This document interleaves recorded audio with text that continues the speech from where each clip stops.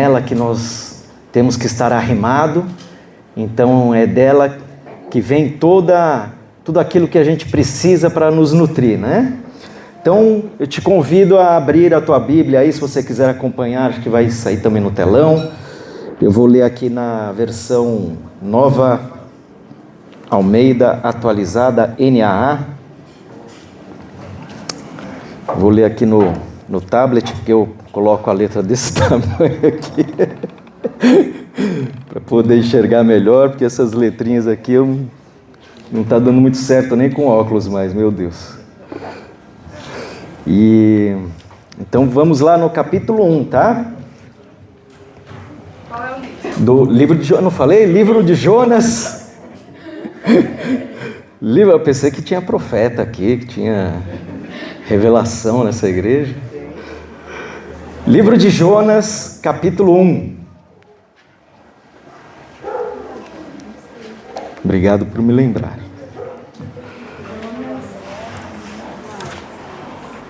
Livro de Jonas, pequenininho. Acho que ele fica depois de Amós, não é isso? Depois de Amós, ele fica... São vários livros pequenos ali dos profetas menores, né? É Obadias, Jonas e depois Miqueias. Então ele fica entre Miqueias e Obadias, não é Amós não. Amós está um antes também.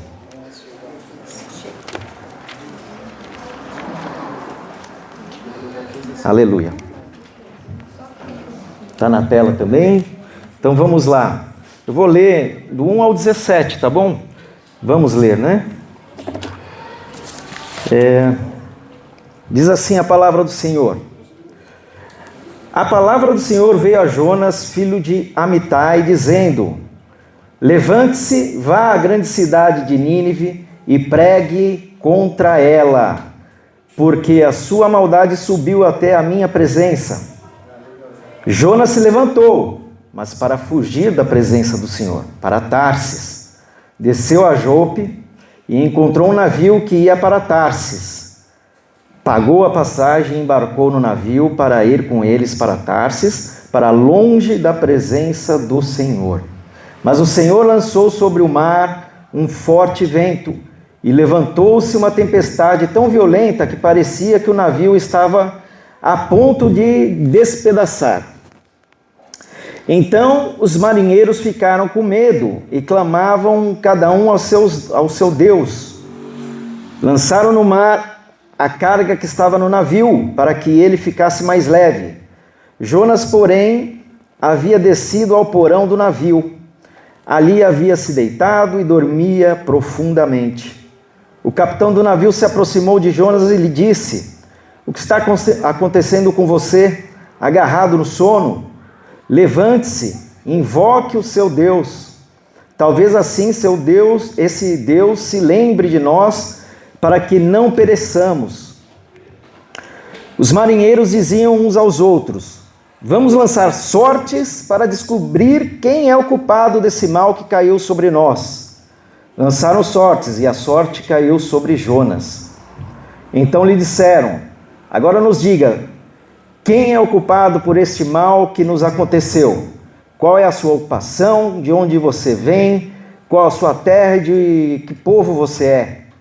Jonas respondeu: eu sou hebreu e temo o Senhor, o Deus do céu, que fez o mar e a terra.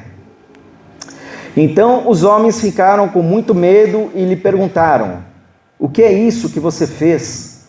Pois aqueles homens sabiam que Jonas estava fugindo da presença do Senhor, porque ele lhes havia contado. Então lhe perguntaram: o que devemos fazer com você para que o mar se acalme? Disseram isto porque o mar ia se tornando cada vez mais tempestuoso. Jonas respondeu: pegue-me e me lance no mar, então o mar ficará calmo, porque eu sei que por minha causa esta grande tempestade caiu sobre vocês. Em vez disso, os homens remavam, esforçando-se por alcançar a terra, mas não podiam, porque o mar ia se tornando cada vez mais tempestuoso contra eles. Então clamaram ao Senhor e disseram: ah, Senhor, rogamos-te, que não nos deixe perecer por causa da vida deste homem, e não faças cair sobre nós este sangue inocente. Porque tu, Senhor, fizeste o que foi do teu agrado. Em seguida, os marinheiros pegaram Jonas e o lançaram no mar. Jonas e a fúria do mar se acalmou. Então esses homens temeram muito o Senhor, ofereceram sacrifícios ao Senhor e fizeram votos. E o Senhor ordenou que um grande peixe engolisse Jonas. E Jonas esteve 3 dias e 3 noites no ventre do peixe. Amém. Até aí por enquanto. Glória a Deus. Pai, aqui está a tua palavra, Senhor. Nós te pedimos, Senhor, pela tua instrução, Pai. Em nome de Jesus, derrama do teu Espírito, tua palavra é viva e eficaz, meu Deus. Nos dê, Pai, condições para compreendermos, Pai, que o Senhor quer falar com cada um nesta noite, Senhor. Em nome de Jesus, Senhor, que o teu Espírito tenha liberdade aqui e que o teu Espírito testifique no nosso, Pai, tudo o que o Senhor quer trazer de mensagem para esta igreja nesta noite. Nós te agradecemos, te louvamos. Amém. Glória a Deus. Amém. Mas que história é essa de um homem engolido por um peixe? E mais, né, que ficou 3 dias e 3 noites no ventre do peixe. Eu fiz uma pesquisa, um levantamento. Fui atrás para ver se eu achava algum relato, algum caso semelhante, alguma coisa, algum fato da história mais recente, né, que estivesse registrado nos anais da imprensa, enfim, alguma matéria jornalística que confirmasse, né, que isso poderia ser possível.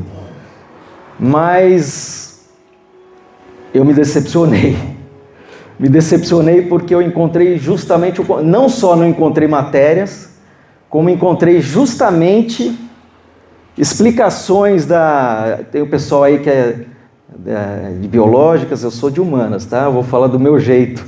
Mas eu encontrei explicações sobre a fisiologia, a anatomia, e nenhum animal marinho, nem mesmo baleia, aqui fala grande peixe, não fala baleia, mas nenhum animal marinho, nem mesmo a baleia, seria possível, teria essa condição. Algumas baleias, ela tem, parece que o esôfago, pasmem, né? Eu nem imaginava isso, o esôfago muito estreito e não passaria um homem.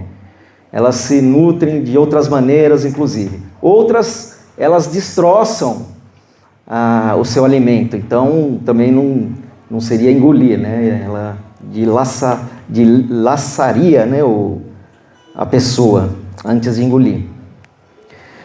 Mas a minha decepção ou a minha frustração inicial, ela foi por um tempo muito breve, porque praticamente no mesmo momento o Espírito começou a ministrar em mim, o Espírito Santo começou a ministrar para mim, e o Senhor começou a falar a me lembrar, né, a me trazer à memória que Ele é o Deus dos impossíveis.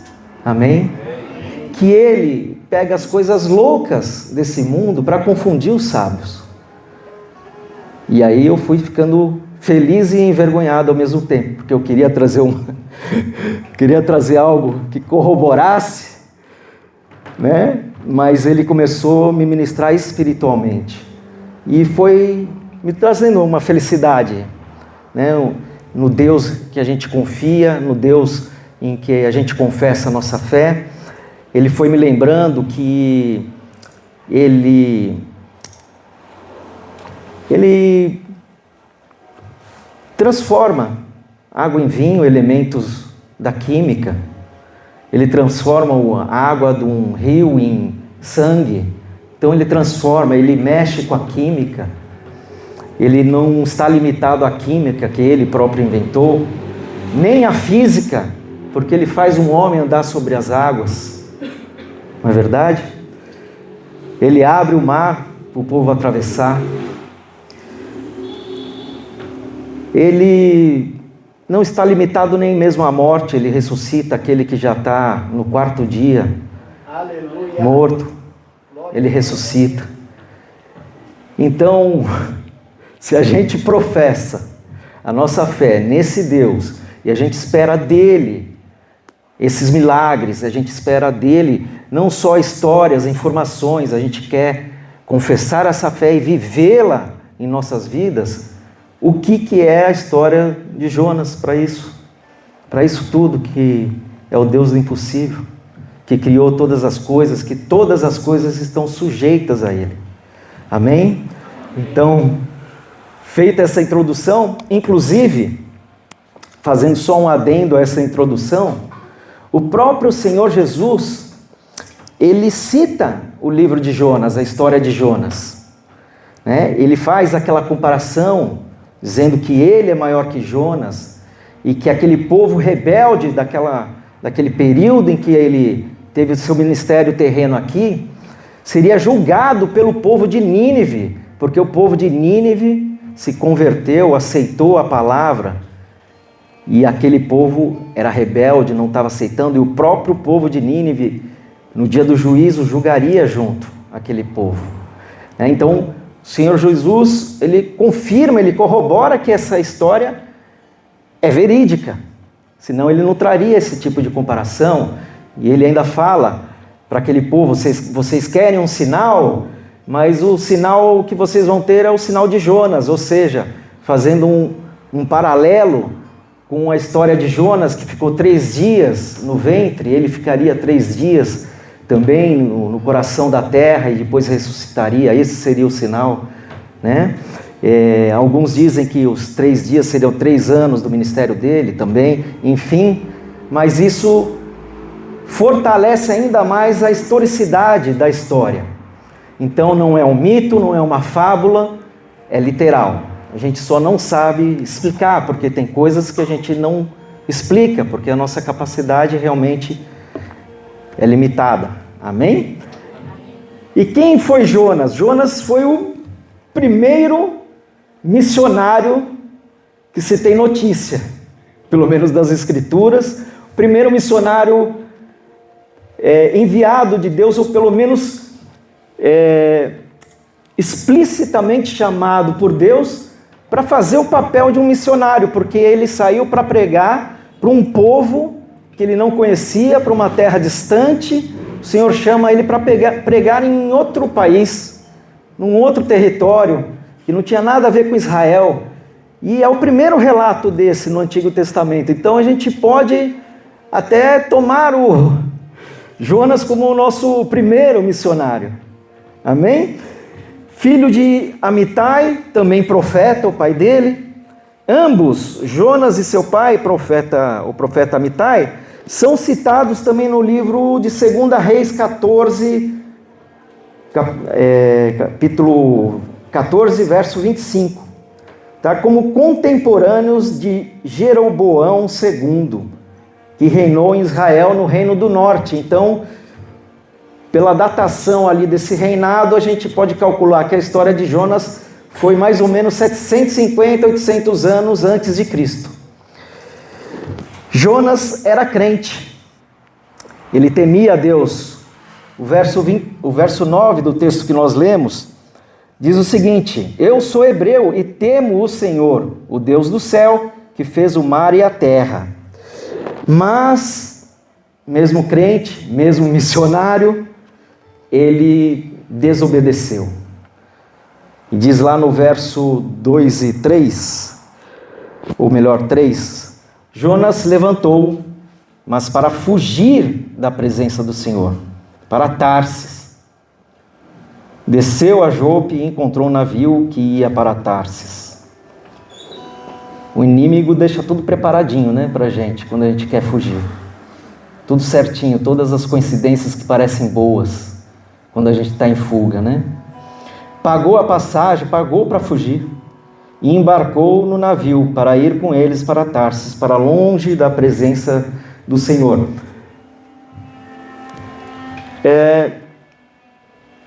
Jonas, ele era da região mais ou menos ali da Galileia, perto de ele era da Galileia Baixa, próximo de Nazaré. Então, se a gente olhasse para o mapa, olhando para o mapa daquela época, ele estava aqui no norte de Israel, ele desceu para o sul, um pouquinho, né, para o sul aqui, que ficava Jope, e Nínive ficava na Síria, aqui no norte, 800 quilômetros, pelo que eu estudei, né, da onde estaria Jope, ou da onde estaria a região onde ele morava. E ele foi justamente para sentido contrário, porque Tarsis, embora não se tenha absoluta certeza, a maioria acredita que era uma cidade que ficava ao sul da Espanha, no Mediterrâneo, no mar Mediterrâneo, na parte sul da Espanha. Então, ao invés dele subir mais ou menos 800 quilômetros, que era a distância que ele teria que percorrer para Nínive, ele pretendia ir 3 vezes mais a distância e para o lado justamente oposto. Mas aí é que começa a bagunçar toda a pretensão dele, né? Porque a razão de Jonas querer fugir é porque Nínive era na verdade era a capital da Síria na época, mas era uma cidade da Síria, e o povo da Síria, ele é tido como um dos mais cruéis que já passou pela história da humanidade. Eles, para você ter uma ideia, eles gostavam de torturar antes de matar. Então eles enterravam vivo os seus inimigos, eles esfolavam a pessoa, eles amputavam o nariz, orelha, deixava a pessoa sofrendo antes, depois dilacerava, espalhava em praça pública. Eles gostavam de chocar, de impressionar. Então eles eram muito cruéis. E não era o povo de Jonas. Então essas duas coisas fez com que Jonas se rebelasse contra a ordem do Senhor. É mais ou menos como hoje, se o Senhor nos mandasse pregar a palavra, evangelizar aqueles que o vizinho que está lá escutando aquele funk, e que a gente já está atormentado com a vida dele, que está querendo que ele se mude ao invés de orar por ele, ou coisas semelhantes, ou pessoas que às vezes a gente, na nossa seletividade cristã, na nossa santidade seletiva, a gente prefere que morra sem ter a oportunidade de ouvir a palavra.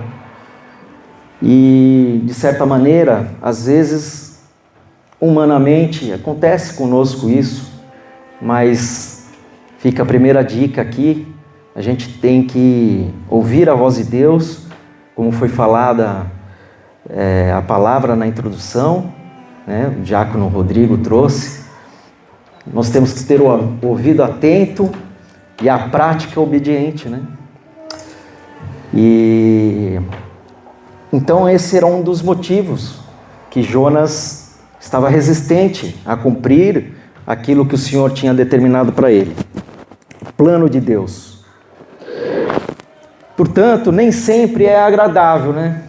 Cumprir a vontade de Deus. Nem sempre vai ser agradável cumprir a missão que Deus confiou a nós.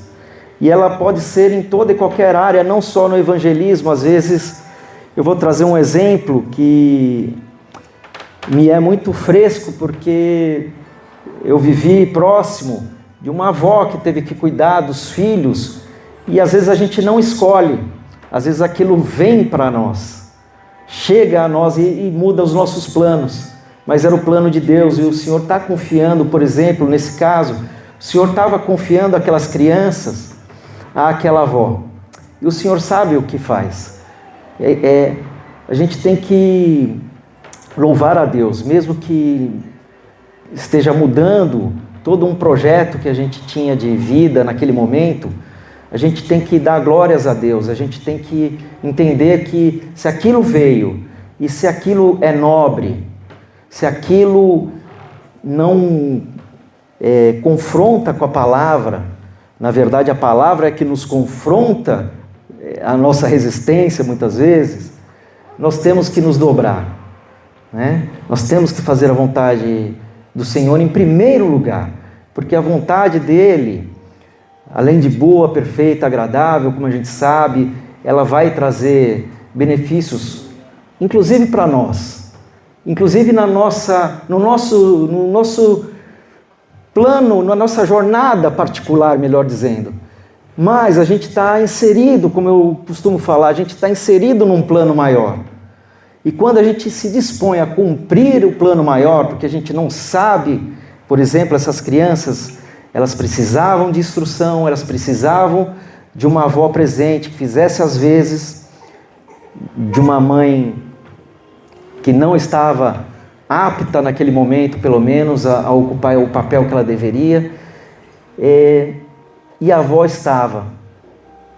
A avó tinha certa resistência, mas eu cheguei até a falar para ela que ela tinha que ver aquilo com alegria, que ela deveria compreender aquilo como um presente de Deus, uma oportunidade, porque às vezes a gente está querendo encontrar sentido em coisas que não teriam, eram ilusões, e aquilo que o Senhor nos trouxe pode ser uma novidade de vida, para que a gente tenha também uma participação importante, um tempo, às vezes é um tempo a mais que Deus está nos dando, porque às vezes a gente quer descansar, quer se aposentar, por exemplo, no caso dela, e veio o trabalho.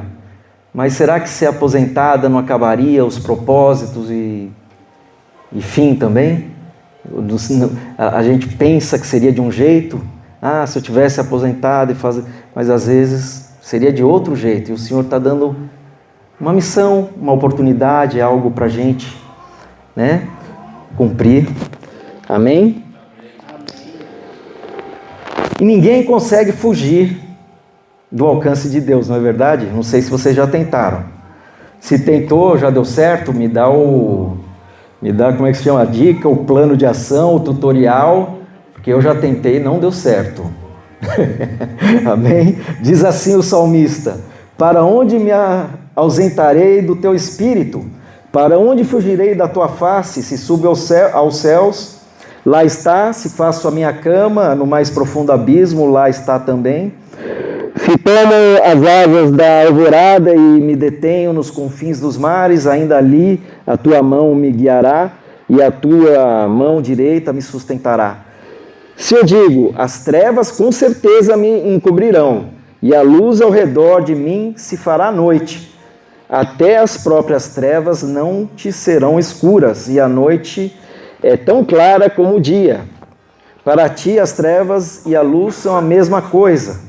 Salmo 139, do 7 ao 12.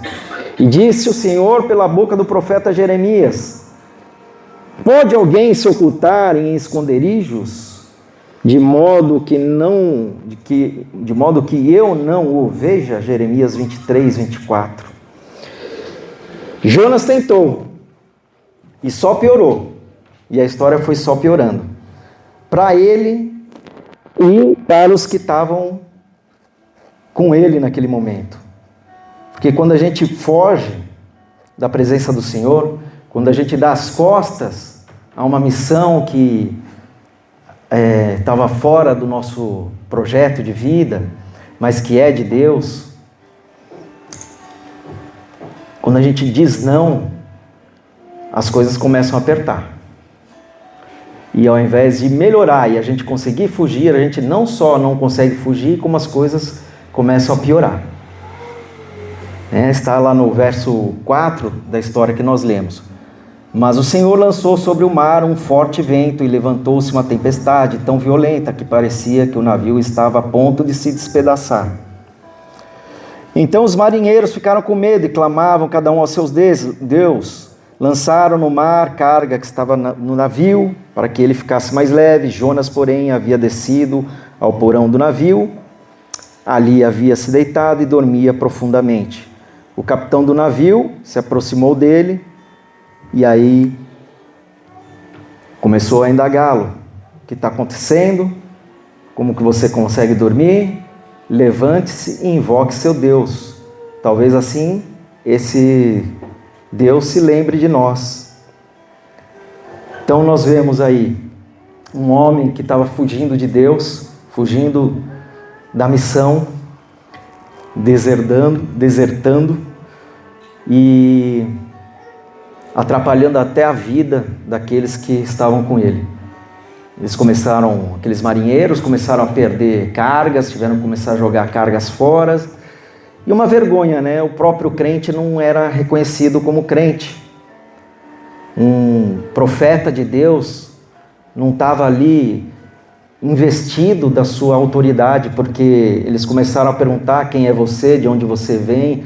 Então ele estava ali dormindo, à beira de um naufrágio junto com os outros. E o curioso é que, como nós vamos ver depois, né? O grande peixe que engoliu Jonas, ele, por ordem do Senhor, vomita Jonas de volta para a terra.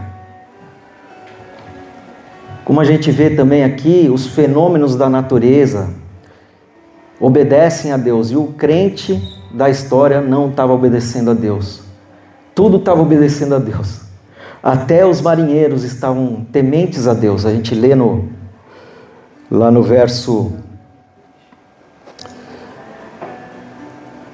15, né? Em seguida, os marinheiros pegaram Jonas e o lançaram ao mar, e a fúria do mar se acalmou. Então, esses homens temeram muito o Senhor, ofereceram sacrifícios ao Senhor, fizeram votos ao Senhor. Não fala explicitamente, mas quem sabe eles já começaram a se converter ali, né? Porque os planos de Deus, né, diz a palavra, não podem ser frustrados, não é isso? Está em Jó, é isso? No livro de Jó: bem sei do teu poder e sei que os teus planos, nenhum deles pode ser frustrados, né? Ser frustrado. Então, o plano de Deus vai se cumprir, e já começou a se cumprir ali, mesmo Jonas fazendo tudo às avessas, né? E não tem como a gente não comparar essa passagem com aquilo que aconteceu com Jesus e os discípulos dele, quando eles atravessavam o mar também, e o barco foi atingido por uma grande tempestade e era castigado pelas ondas. Só que ali quem dormia e descansava era o Senhor Jesus, não era um dos discípulos. E é engraçado que as próprias expressões, elas se aproximam, né? Os discípulos, diz a palavra, foram lá acordar o Senhor Jesus e falou: Senhor, o Senhor não se incomoda que a gente vá à deriva, vá a pique aqui, esse navio, e a gente vai naufragar? O Senhor não se incomoda que a gente pereça? É a mesma pergunta que fizeram para Jonas, né? O capitão do navio ali fez para Jonas: escuta, você está aí dormindo, você não vai levantar? E aí vem uma observação. Quando nós estamos, uma observação importante, quando nós estamos na missão, quando nós estamos no barco com Jesus e cumprindo a missão, o Senhor vai acalmar a tempestade, Ele vai nos salvar, tem livramento. Então, em comparação, né, com o que aconteceu ali, a gente vê a diferença do que serve e daquele que não serve, como diz a palavra. Na hora H, a coisa aperta, mas para aquele que está cumprindo a missão, tem livramento. Amém?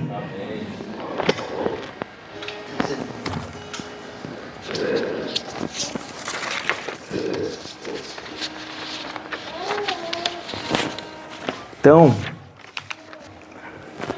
abrace a tua missão, enfrente o desafio que ela possa te oferecer, ela vai te trazer bônus, sabe? No fim da história você vai ter recompensas.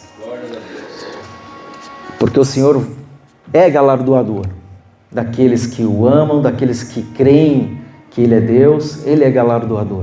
A palavra dele diz isso, os que confiam nele. Então abrace, se Ele te deu a missão, Ele vai te dar força, sabedoria, Ele vai te dar graças suficientes para você cumprir, para te ajudar, por mais difícil que pareça. E o resultado vai ser surpreendente. Amém? É melhor obedecer do que sacrificar, como o profeta Samuel falou certa feita a Saul, né? E parafraseando Paulo, o apóstolo Paulo, é na nossa fraqueza, é na minha fraqueza, é na tua fraqueza, que nós vamos ver e viver a experiência maravilhosa de ver a manifestação e experimentar da manifestação da força de Deus agindo ao nosso favor. É ali que os milagres vão acontecer, é ali que o sobrenatural vai acontecer. E mesmo ainda citando Paulo aqui na segunda carta aos Coríntios, parafraseando, né? Mesmo que o nosso ser exterior se desgaste, o nosso ser interior vai se renovando. O Senhor vai nos dando força. E mesmo, e a nossa, melhor dizendo, e a nossa leve, momentânea tribulação vai produzir um peso de glória eterna. Acima de toda e qualquer comparação. Vai valer a pena. Amém? Foi assim com Jesus, né?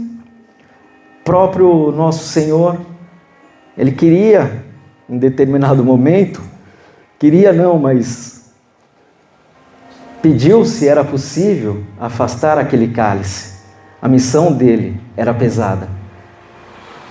Mas ele falou, não, eu vim para cumprir aquilo que o meu Pai determinou. Então não é, amém, seja assim. E estamos aqui pela graça, pela redenção, né, do cumprimento desse plano, dessa missão. Versos 11 e 13, ou melhor dizendo, no capítulo 2, nós vemos Jonas se arrependendo, arrependimento. Nós vemos Jonas orando. Então Jonas, do ventre do peixe, orou ao Senhor. E aí vem a oração dele ali, um pouquinho comprida. Então nós vemos já Jonas ali no terceiro dia, com o coração contrito, com o espírito quebrantado, se arrependendo, sabendo que o Senhor é misericordioso, sabendo que o Senhor é um Deus de segunda chance, que a gente pode se arrepender e dizer sim, amém? E o Senhor falou ao peixe, verso 10, ordenou ao peixe e ele o devolveu, vomitou Jonas na terra. No capítulo 3, indo para o final, nós vemos que a palavra do Senhor veio a Jonas pela segunda vez, dizendo a mesma coisa, vá então agora e cumpra. E Jonas tinha prometido na oração que iria cumprir. E Jonas ainda, pelo capítulo 4, depois cada um pode ler, a gente vê que Jonas ainda meio contrariado, foi e cumpriu. Mas mesmo contrariado, ele levou arrependimento àquele povo violento. No verso 5 diz assim, no capítulo 3. Os ninivitas creram em Deus, proclamaram um jejum e vestiram roupa feita de pano de saco, desde o maior até o menor. Quando esta notícia chegou ao rei de Nínive, ele se levantou do seu trono, tirou os trajes reais, cobriu-se de pano de saco e sentou-se sobre cinzas, e mandou proclamar e divulgar em Nínive o seguinte, abriu um jejum coletivo. No verso 9 ele fala, quem sabe, né, Deus talvez assim se volte e mude de ideia sobre eles, porque a mão do Senhor estava já para pesar sobre aquele povo. Então se afaste do furor da sua ira, para que não pereçamos. E o verso 10 fecha assim: Deus viu o que fizeram, como se converteram do seu mau caminho. E Deus mudou de ideia quanto ao mal que tinha dito que lhes faria, e não o fez. É a graça salvífica, é o plano de redenção, ainda que a sombra dele no Antigo Testamento, e depois se realizando a nosso favor e a favor de todos que nele crê. Amém? Glória a Deus. Então, a palavra do Senhor é essa para nós essa noite. Que a gente possa tomar dela e fazê-la com que ela frutifique a 30, 60, 100 em nossas vidas. Para a nossa própria bênção e para a bênção de muitos. Amém? Glória a Deus. Pai, muito obrigado, Senhor, pela Tua palavra essa noite, Senhor. Obrigado, Pai, pela Tua mensagem. Obrigado, Senhor, por nos dar oportunidades, Pai, de fazer parte dos Teus projetos, Pai. Obrigado pelas missões que o Senhor confia a nós, Pai. Quem somos nós, Senhor? Mesmo assim o Senhor confia, o Senhor dá chance. Obrigado, Senhor, que a gente continue te ouvindo, que a gente continue atento a te obedecer e a não resistir, e a fazer o teu ide, Pai, debaixo da tua graça, e que a gente possa levar esse plano de redenção a outras pessoas, Pai, com o poder e autoridade do Senhor. Amém. Glória a Deus. Aleluia.